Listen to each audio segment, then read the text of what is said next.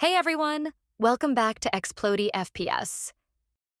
In today's video, we're going to talk about memory integrity and how to enable it to boost your system's security.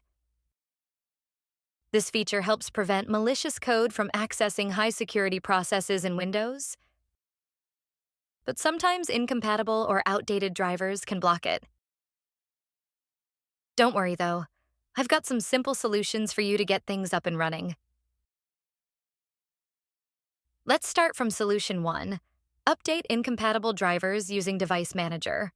First up, let's check out Device Manager to find any problematic drivers. Press Win plus X, then choose Device Manager. Expand each category and look for any devices with a yellow exclamation point. This usually means there's a driver issue. Right-click the device with the issue and select Update Driver. Choose Search automatically for updated driver software. If no updates are found, go to the device manufacturer's website and manually download the latest drivers.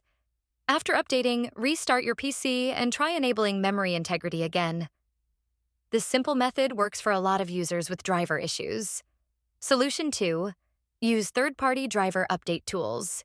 If Device Manager misses anything, try using third-party driver update tools. These tools scan your system for outdated or incompatible drivers. Once updated, restart your computer and try enabling memory integrity again. Many users have found success with these tools when Device Manager didn't catch the problem. Before starting the Solution 3, make sure make a backup of your registry files. Select Computer, and then click on File and Export. This will make a backup of your registry files, and if anything goes wrong, you can restore it. Now let's get started. You can try modifying your registry. Just make sure to back up your system first. Okay? At this point, I will provide the destination link in the description. You can copy and paste destination link in the destination bar, or follow manually.